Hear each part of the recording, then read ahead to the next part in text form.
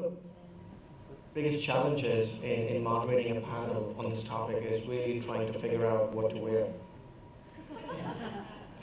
You gotta look relevant to the topic. So I tried my very best, took the tie off, and I'm gonna set the context here on 2 to 3 key observations that we've seen in our region, i.e. ASEAN, which really led to this whole play around everything as a service. If you look from a consumption perspective and look at the data over the last 5 to 6 years across each of the key ASEAN markets, what's interesting to see is the rate at which consumption of services has outgrown the consumption of goods in ASEAN. Similarly, when you unpack the world of businesses and see how businesses, not just in ASEAN, but across whole of Asia, how they are becoming asset light in terms of assets as a percentage of PPE, that also is on the decline. And that really forces one to have a think, whether it comes to individual consumptions or the way businesses are going asset light.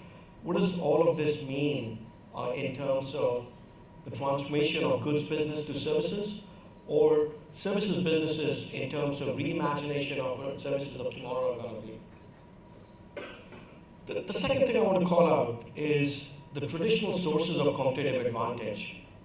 If you look at most of the asset-intensive businesses or goods businesses, they tend to compete on 5 to 6 key elements. Elements of brand, IP, talent, scale, in some businesses regulation, as sort of the traditional ways in which traditional sources of competitive advantage. What's happening now is there are 3 additional sources of competitive advantage that are being augmented to these 5 to 6 key traditional sources of competitive advantage. These are largely in the world of customers, data, and platforms.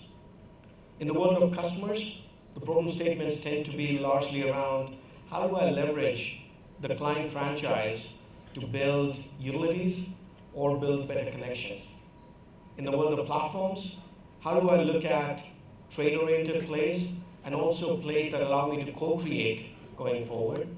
And lastly, but very importantly, in the world of data, how do I think through this from the lens of decisions and outcome as the new additional sources of competitive advantages that businesses are exploring as they gradually transform from goods businesses to a service business, or services businesses reimagining services. Now, what that has led to is a series of exam questions for businesses or owners to really think about, as this big shift is happening, how do they configure themselves going forward? Are they playing in the right spaces?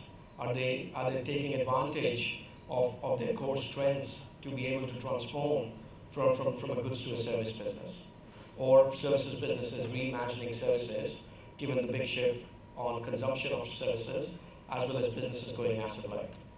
Clearly deep implications on what this all means for governments in the world, what this all means in terms of future work going forward, and so on and so forth.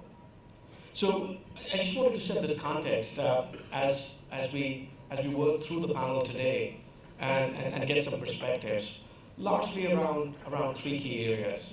1, what have our panelists observed or witnessed in this space? 2, what are some of their learnings? And 3, but very importantly, is this shift good or bad for countries, for employees, and for clients? So let me start with the first piece, in terms of, perhaps with you, even Noni, in terms of highlighting what are the elements in the shift that you have witnessed or delivered in your recent past? If I may, I would like to take us through the journey of shifting business models within our organizations. Because we started in 1965 with 2 cars from our own garage in our home. So in 1965, we were the true startup, as we call it now. And we started by introducing a 24 hours limousine service in Jakarta. And on that time, we could only grow by going around our neighbors and asking if they have spare cars that we can share. So we started with the light asset space. Until 1971, the Jakarta government decided that all public transport have to be regulated. So we all need to have our own assets, our own maintenance facilities, and everything that we know. So then 1972, we started launching the Bluebird taxi service. So we moved from light asset base to heavy asset base. And through the years, in mid-80s, we started with having this database system for our customer service, so that we introduced, so you only need to tell your phone number and we would be able to pull your data. So we went through innovations and improvement through times. Until 2016, when Indonesia got hit by so-called disruptions in technology, and because of the demonstrations on the road and things like that, this topic became very popular, and it hit us heavily. So I think that's the huge shift, if I can borrow your word for it, that we face for the last 2 years. But for us, it's not just about the technology disruptions, because Bluebird was actually the first taxi company in the world that introduced taxi mobile application on BlackBerry in 2011. So, but on that time, the infrastructure in Indonesia was not ready. The customers, they're not used to using app. So our app did not really pick up on that time. Even up till today, only 30% of our customers are using apps. 70% are still hailing on the street. I think it's more because of the availability. So we have faced different kind of challenges, and especially, as I mentioned, 2016. So ever since that time, we look at data, we look at data security and safety from a different point of view, because we used to have a really close-up, fully guarded backbone infrastructure. So now we're thinking more of opening our back infrastructure. Thank you. Ray, would love to hear you on the right side. Well, from the Philippines, so in so many ways, Philippines has a unique kind of economy. We are a developing country, but the economy is largely a service sector economy. And it is fueled because of there's over 12 million Filipinos living and working overseas, and they're sending money back home. There's a lot of services in the Philippines. It should be agrarian and then jumping into industrial and then jumping into the information service economy. But we kind of jump away from the industrial. There's not a lot of manufacturing going on. So the shift into the service economy is affecting us greatly, especially with the BPO, the rise of the BPOs, call centers, software development. Also, this new thing called freelance work, where some websites like Upwork are making a big impact in hundreds of thousands of Filipinos finding jobs for companies in Europe and the United States and Australia. So it's having a really big impact. And government is trying to catch up with regulation, because how do we tax these? How do we, right now, even there's still no consensus how the government's going to deal with the shift. So for us, as an economy largely dependent on services, it's having a very big impact. So I came into Singapore in 2009 and saw a massive shift in mobility and technology rising, leapfrogging, very little infrastructure, but I was selling very large enterprise applications to the global 2,000 companies. And then I came back to the startup world after about a decade in the MNC world, and realized that, with Perks Technologies, back then it was a different name. I inherited a B2C mobile loyalty app. And you'll hear some news in the next few weeks that we will be shifting that completely and maybe sunsetting that business and moving 100% into the B2B space. What I see the trend is that the service providers that we as consumers cannot live without are banking, insurance, telco services, and many of the necessities in retail, travel, and hospitality.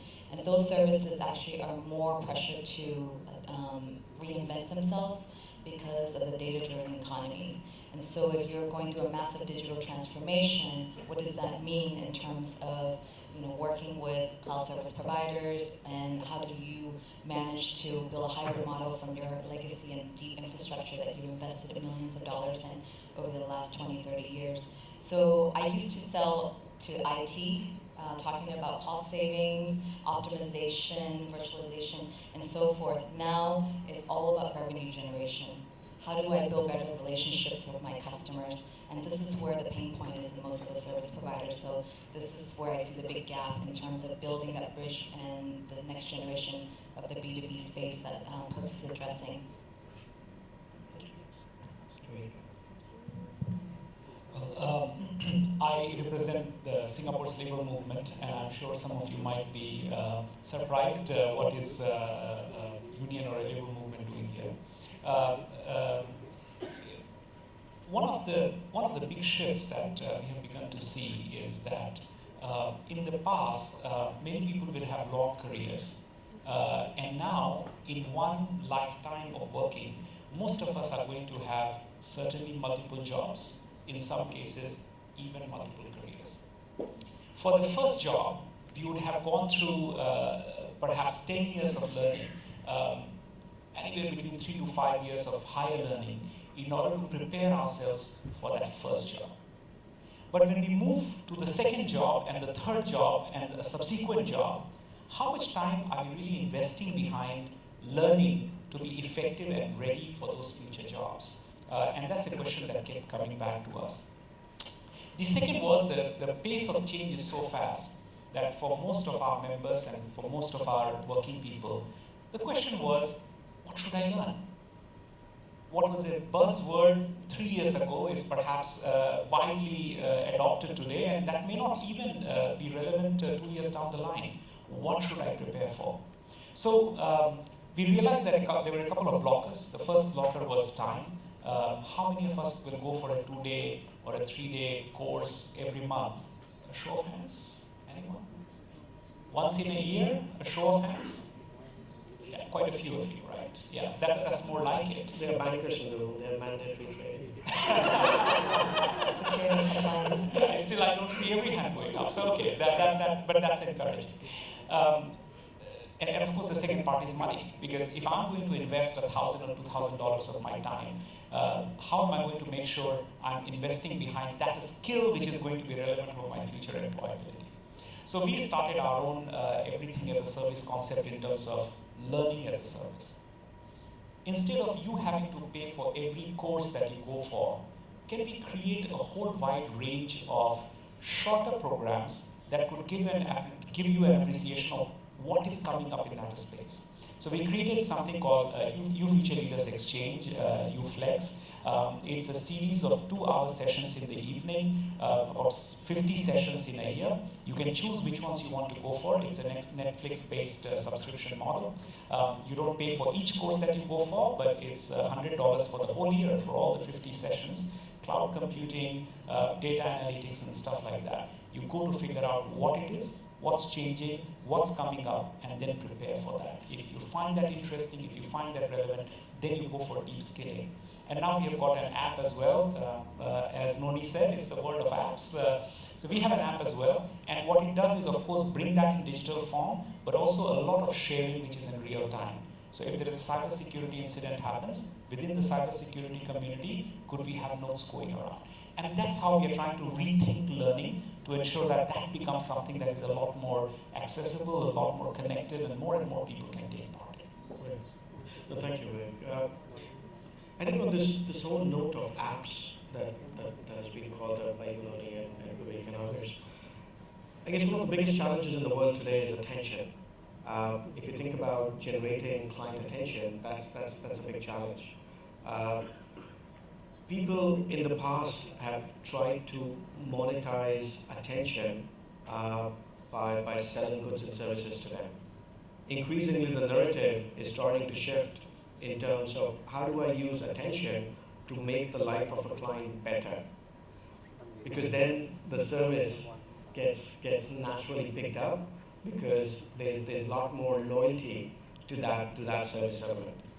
I'm keen to get some perspectives from the panelists, especially when you look at some of the learnings that you have seen of businesses around you or of yourselves in terms of the challenges they've had in transformation to be in this everything is a service world. Whether it's goods businesses transforming to be services, or services businesses transforming and reimagining services. What would be sort of 2 or 3 big challenges you've seen, and how have people, from your observation, have addressed those challenges? Please. So our company has been around for a long time. That also relates to the lifetime employment kind of thing. So majority of our employees have been working with us for more than 30 years. And that is our first challenge, the talent. I think it was mentioned in the beginning, in the first session, about the importance of talents as well as technology. So I think in order to embrace the new model of businesses, I think having the right talent is also very important, and being able to mix the more experienced and wiser talents, like old talents, with the new one, with the more innovative, more creative type of talents. I think that's the biggest challenge that our company is facing at this moment, because we've been the market leader for the longest time. So that makes it even more challenging to ask everybody to make the changes. So what we do is that we grow in several ways. We make improvement in several ways. One is we keep the security and our backbone of the infrastructure to ourselves, but we open up to startups and we open up to other businesses. I think you have heard also that we collaborate with Gojek so that our customers can have another way of getting our services. So the way we see this new technology coming in, or the new business model that come into our industry as a way to expand our service instead of, being defensive and no, they cannot be around, we have to survive the way we used to survive. So I think we should really embrace this new way of doing businesses. And that imposes a challenge internally as well. So how do we do that? So nowadays, we really need to have a kind of bipolar way of thinking, like you have to be both. You have to be fast and yet you have to be slow in, bringing everybody in. So, you want to have a fast result, but you need to have, because we are one of the company that you mentioned is a public company, so staying profitable is very important. And we also believe to be able to be a sustainable company, you need to be profitable. So how to balance it up, right? So that is the challenge. So let me just make sure I understand these comments, right? So A, you're saying incumbents don't know how to lose money, so don't follow that game. It's not that we don't know, we do know, and if you give me the mandate to lose money, I would do it. That's not the mandate. The more money you lose these days, the higher the valuation. Right.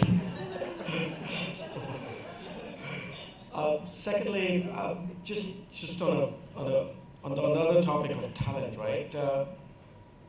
We seem to have a lot more titles in organizations, right? We have a chief digital officer, we have a chief data officer, we have a chief learning officer. There are too many chiefs out there. And I'm just wondering, as you think through this journey of transformation as businesses transform to take advantage of the as-a-service world, is it important we shift away from command and control driven enterprises to connected enterprises, where there's a lot more connected autonomy that exists in an enterprise of tomorrow? I think it is important for a company like us, because we've been around again for quite a while, to do both. So in a hybrid way, because we do need to advance ourselves, but we do also need to keep growing the way we're mandated to. So what happened to us is we have one part of the structure. So the whole business organizational structure have to be agile. So we have one part of the structure which is called Business Transformation and Strategy Management Office. So in that part, you can have whatever new kind of titles. And in the operational sides, because the main mandate is to sustainably giving the good quality of services, that means the operation part, the service excellence, the operation part, the people management part have to be really good. So in that part, we make it a bit more structured. Yeah, so we combine those two. And sitting as in a holding, as a CEO of a holding, I have a better freedom to create new companies that would support this the public transportation companies like IT services, property company, because the way I look at things is different compared to when I was still sitting as an executive in a taxi company. So that's an interesting debate to have with some of the other panelists, right? So if I sort of read in between lines here, I think there are two key messages I'm taking away. One is it's better to scale out the edges as a way forward if you're embarking on this journey. And the second is think of businesses as a conglomerate of capabilities and build new edges on a regular basis on the back of it. But when I look at ASEAN over the last 2 to 3 years, where many businesses have made attempts to scale edges, and many businesses have made attempts to scale up edgy capabilities, there aren't that many scaled out examples in ASEAN on that nature. I'm keen to get some perspectives around that. A, would you agree? And B, why do you think that's the case? Any of the other panelists, please. For me, that's the fundamental issue with being a homegrown local tech company. That's why we focus on B2B cloud technology. When you are now serving global entities, and you can provision your environment anywhere, on AWS, on Google, or Azure, any platform, even on-prem. So just because you're a SaaS enterprise cloud company, it doesn't mean that you have to be 100% on the cloud. So you have to be quite flexible. For us, we're serving global brands, so we have to be able to help them with their services. So consumers are everywhere. It's not just here. And so Singapore is the hub for us, and Singapore has been very dear to us and very good to us in terms of support. However, when we look out, we're serving Thailand, Malaysia, Hong Kong. We just won the Vienna Startup Program Award, so we're going to do a Vienna program to launchpad ourselves over to Europe. So there's quite a few things that we're actually working with in terms of global branding. And so when you say you're headquartered in Singapore, they automatically think, oh, you're only in Singapore, and that's not true. Right. So if you look at that same question from your client ecosystem lens, do you see a lot of businesses in ASEAN being able to successfully scale out their edges? And why not? B2C companies are very tough and challenging to do that. And this is one of the reasons why the Perks Mobile Loyalty app in itself is not scalable across borders. Loyalty in Singapore is different from loyalty in Thailand, Indonesia, and different currencies, different religion, different culture. So Asia is one of the most fragmented communities and geographies. So to have a very prolific and pervasive platform, you have to be a platform that serves all, the mass market. So is it a SaaS app, or is it a local service provider? So if you're doing like a zero Expensify Dropbox, those are very specific SaaS apps that serve the mass market globally. But if you're doing a local market like Grab, like Gojek, and a few others, it has to serve and be hyper-localized in terms of sustainability and growth. So that's why they're winning the war against some of the global providers. I think if I could just change your question, right, from existing businesses to existing government programs and how they are adopting new technology in order to both ensure that the more evolved citizenry is happy with what they are receiving as service, as well as to lower costs.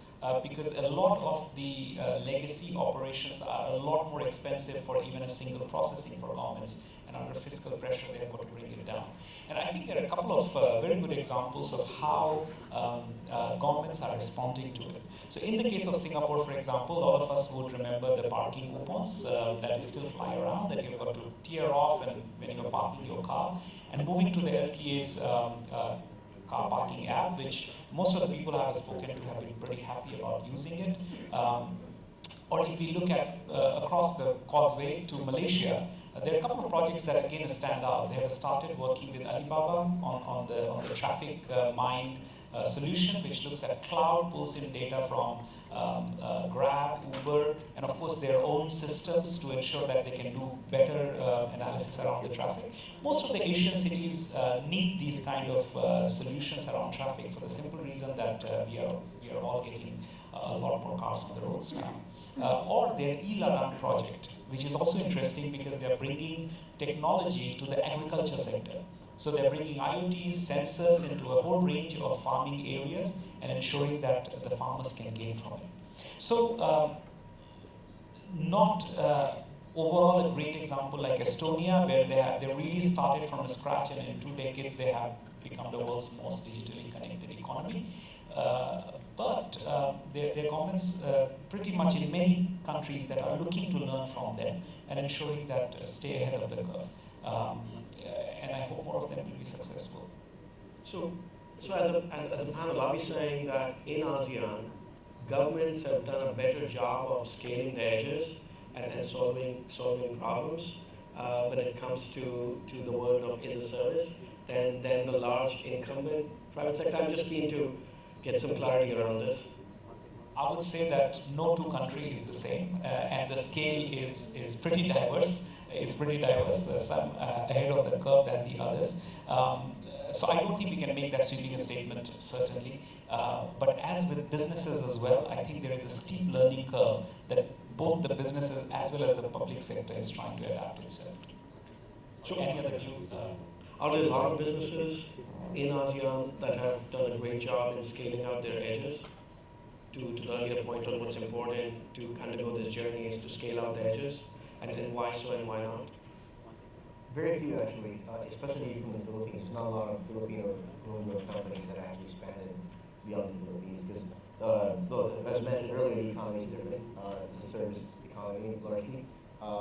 It's not an industrial economy. So the biggest challenge for us is also government, especially in the Philippines. It's not like Singapore, it's pretty nimble and they can decide. We have a government like pretty much like the US. Like if the government wants to do something, then it's going to get blocked by the Supreme Court, and then the media can get involved, and it's a whole mess. It's like a circus pretty much. So it is a challenge how do we scale within the Philippines and scale beyond the Philippines. So right. So are there any other challenges besides some of the earlier ones you only mentioned that is tough for incumbent businesses to transform and scale out their edges as they shift to the as a service world? Any other comments from the panelists? Besides talent, play out the edges, any other key challenges? So I serve one of the most, I would say, legacy-driven markets, banking, telcos, insurance, and so forth. They are all services sector. Yeah, and retail's not, but so they are really struggling to reinvent and transform. But with the whole U.S. Trump administration giving high tax breaks for corporate, they're very wealthy this year. A lot of them are getting 100+% bonuses, and so now the investments, the money, the write-offs that they've had privileged with, they can now reinvest back into maybe investing in startups, building new technology platforms themselves, but more or less they are forced to build innovation labs, to tinker with new technology, to build agile methodologies in terms of homegrown technologies and involve themselves. But I see that in terms of them all saying that they're doing it, but they're not realizing it. It's just work in progress right now. You don't see real innovation still coming out of them. And not one company I have seen have said we are now leveraging AI in real time. We're solving every consumer's problem in our portfolio. I know who my customers are when I'm an insurance company. No, you don't. You know their policy number. Your channels and your agents and your banks who resell you know your customers. So if you don't have data today about your consumers, lifestyle behavior, daily patterns and behaviors, you will be dead in the water, despite that you're a 100-year-old company. So we see a lot of those challenges, and telcos, networks and pipes are so commoditized and margins are getting narrower and narrower. And so if you're fighting against now transitioning to, you know, the digital world, which is how do I build content? How do I build lifestyle? So you see telcos also shifting massively and building direct consumer lifestyle-oriented businesses. So nobody's talking about core banking anymore. Nobody talks about core insurance, how I'm underwriting, what my actuaries are doing. And nobody talks about, you know, my data centers and this telco giving you a perfect broadband service. Nobody talks about that anymore. Everybody's talking about how can I get closer to you and understand your lifestyle better, because if I don't have data around your daily behavior, I'm going to be dead in the water. Right. So let's talk about the flip side of this shift, right? Given it's aggressively being driven by consumers, businesses realize from profit pool perspective, this is critical to go asset light. That's why a lot of S&P's Asia top 50 businesses benchmark highlight the decline in assets as a percentage of PPE. So when you put all that into perspective, let's talk about the flip side of this shift, right? In terms of the pace at which this is happening, implication on jobs, implications on clients. Are clients, multi-generational clients, ready for this, or is it being driven out of a certain generation of clients? Implication on taxes, the whole youth unemployment, which is a big issue in ASEAN. Keen to get some perspectives, right? That what are we losing in this momentum, and what needs to be done broadly at a national level that's important to consider as we move towards that shift?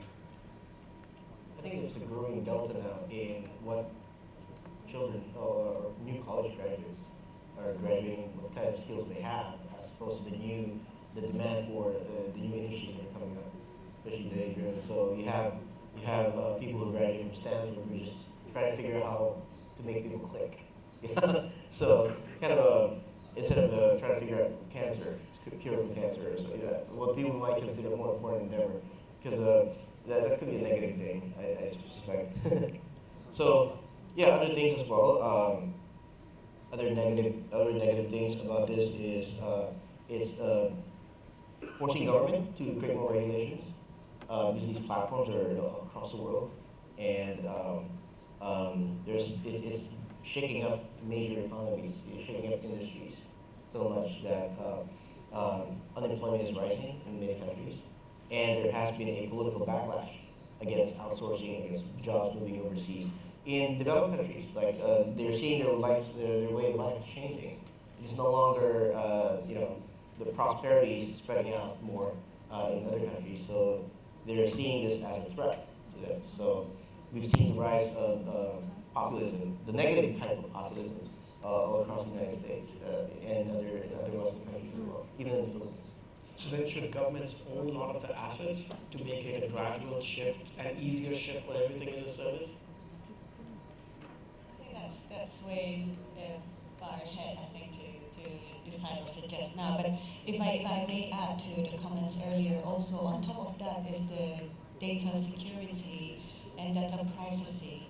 Who owns those data, and who would regulate the usage of those data? Because this comes to our own experience.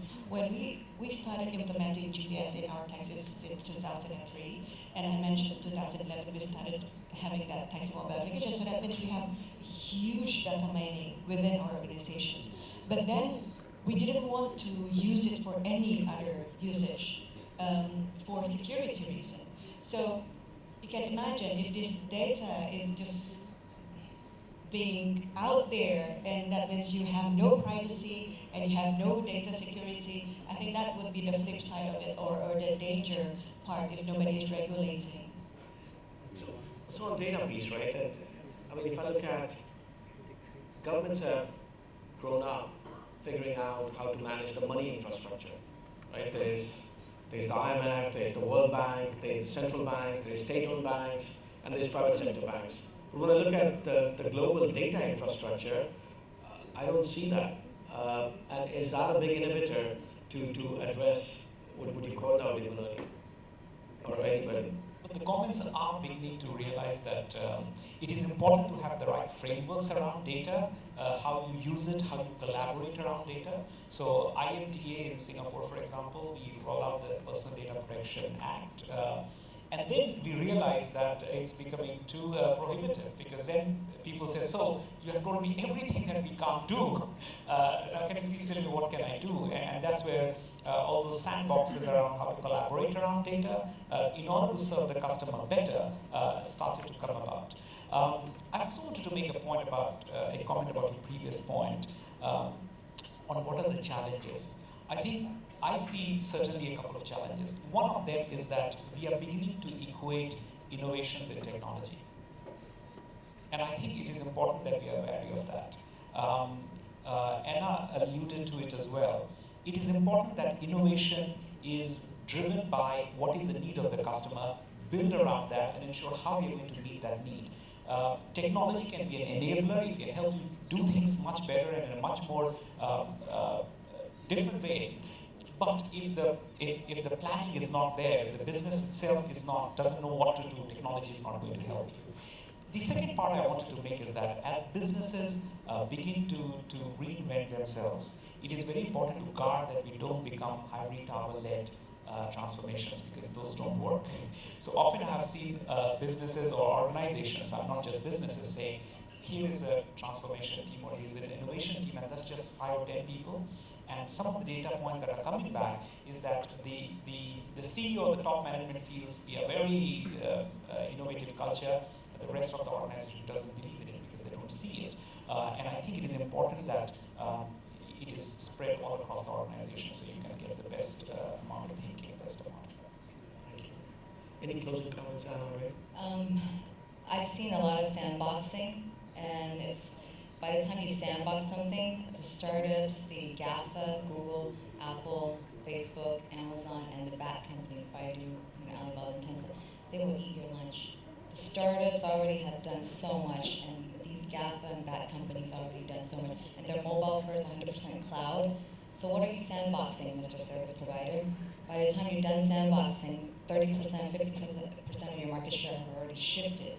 I mean, take a look at some of these social platforms. The minute they switch a light on and say, I'm going to offer banking services, which some of them already have, insurance policies, some of them already have.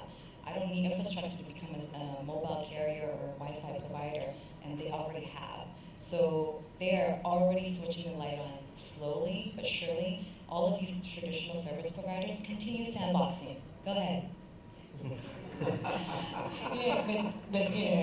think there's always innovation and there's always a way to do it. And if I may have a closing remarks, I think it is very important for an incumbent companies like ourselves to learn about what is our strength, and most importantly, as Anna pointed out several times, to understand about the customers and our internal customers. So for us, for example, for the public transport part of the company, we want to take part in the mobility as a service, and that is not only for our external customers, but also for our drivers and our employees, so that their life become more efficient. Because by doing that, we can cut the cost and still keep the quality as well. And so again, technology is an enabler. That it's up to us how we want to embrace that technology to deliver what we want to give to both external and internal customers. Great. So look, we're running out of time, but I really want to thank all the panelists for their nice commentaries. And I think there's a reason why we call it digital and not tech. So we got to understand that element, especially how we shift towards everything as a service. Given this is a phenomenon that's anyway accelerating, I think the question is, what are you doing about it? Thank you.